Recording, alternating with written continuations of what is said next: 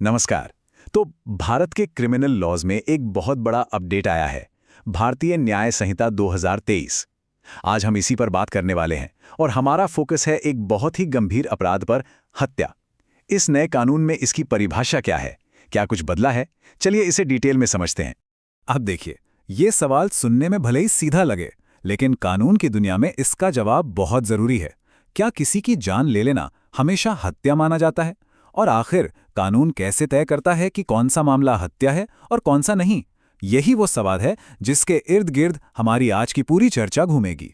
अच्छा, तो कानून में ना दो बहुत जरूरी शब्द हैं, सदोष मानववध और हत्या।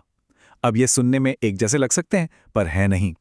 बात यह है कि हर हत्या एक तरह का सदोष मानववध तो है, लेकिन हर सदोष मानववध हत्या नहीं होता। हत्या असल में इसका सबसे सीरियस, सबसे गंभीर रूप है, और कानून इन दोनों के बीच एक बहुत पतली सी लेकिन बहुत ही जरूरी लाइन खींचता है।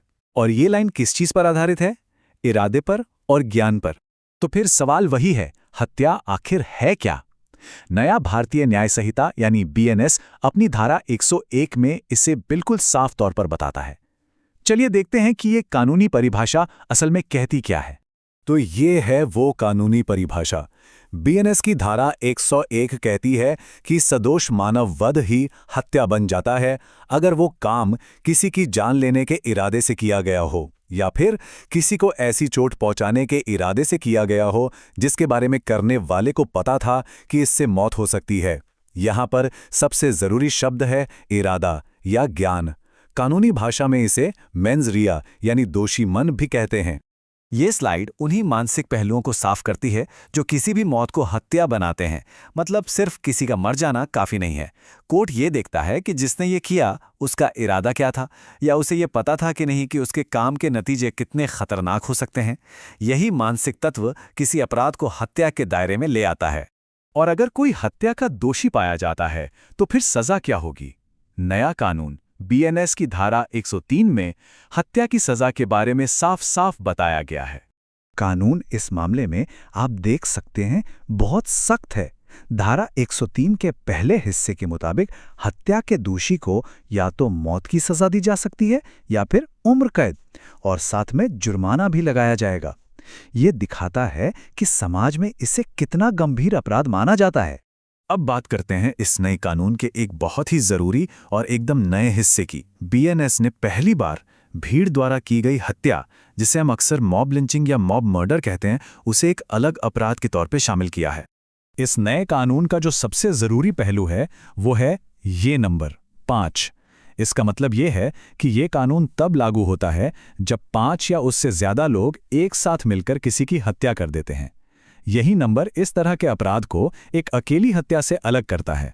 तो देखिए, बीएनएस की धारा 103 का जो दूसरा हिस्सा है वो सीधे सीधे हेट क्राइम और मॉब वायलेंस पर चोट करता है। कानून एकदम साफ साफ कहता है कि जब 5 या उससे ज्यादा लोग एक ग्रुप बनाकर किसी की जान ले लेते हैं, और वजह क्या है?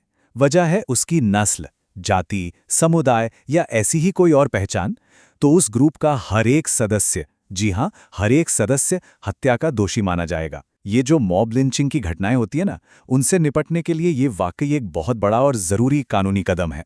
अच्छा, अब उन सिचुएशंस की बात करते हैं जब किसी की जान लेना भी हत्या नहीं माना जाता, क्योंकि कानून बहुत बारीक है और वो समझता है कि हर मामला एक जैसा नहीं होता। बीएनएस की धारा 105 में ऐसे 5 खास अपवाद बताए गए हैं जब सदोष मानववध को हत्या के दायरे में नहीं रखा जाता। ये हैं वो 5 अपवाद। अगर कोई केस इनमें से किसी एक में फिट होता है तो चार्ज हत्या से घटाकर सदोष मानववध कर दिया जाता है, जिसकी सजा कम होती है। ये स्थितियां कौन कौन सी हैं? पहला, जब कोई काम गंभीर और अचानक उकसावे में किया जाए। दूसरा, जब आत्मरक्षा के अधिकार की सीमा पार हो जाए। तीसरा, किसी पब्लिक सर्वेंट से ड्यूटी के दौरान हुआ काम। चौथा, अचानक हुए झगड़े में हुई मौत। और पांचवा, 18 साल से ज्यादा उम्र के व्यक्ति की सहमति से हुई मौत। जो पहला अपवाद है, गंभीर और अचानक प्रकोपन, उसे समझने के लिए भारत का एक बहुत ही मशहूर केस है, के.एम. नानावती बनाम महाराष्ट्र राज्य। इस मामले में कोर्ट ने यही देखा था कि क्या उकसावा वाकई इतना गंभीर और अचानक था कि उस व्यक्ति ने अपना सेल्फ कंट्रोल खो दिया था। ये केस हमें दिखाता है कि कानून सिर्फ ये नहीं देखता कि क्या हुआ, बल्कि ये भी देखता है कि उस समय उस इंसान की मानसिक स्थिति क्या थी और हालात क्या थे। तो सवाल ये उठता है कि कानून हत्या और सदोष मानवत के बीच इतना बारीक फर्क करता ही क्यों है? आखिर ये अंतर इतना जरूरी क्यों है? चलिए इसे समझते हैं। तो देखिए, सबसे जरूरी बात यह है कि ये सारी परिभाषाएं और ये सारे अपवाद ये सिर्फ कानूनी शब्द नहीं हैं, ये न्याय के एक बहुत ही बुनियादी सिद्धांत को लागू करते हैं कि सजा अपराध के बराबर होनी चाहिए। बीएनएस की ये जो डिटेल में दी गई परिभाषाएं हैं, ये पक्का करती हैं कि अदालतें हर मामले में करने वाले के इरादे और हालात को ठीक से समझें, ताकि न्याय सही हो और निष्पक्ष हो। और जाते जाते एक सवाल छोड़ जाते हैं सोचने के लिए। कानून की ये जो इतनी बारीकियां हैं, ये जो इतने गहरे नुक्ते हैं, क्या ये हमारे जस्टिस सिस्टम को असल में मजबूत बनाते हैं ताकि हर केस में एकदम सही फैसला हो सके, या फिर कहीं ये इसे और ज्यादा उलझा तो नहीं देते? इस पर सोचिएगा जरूर।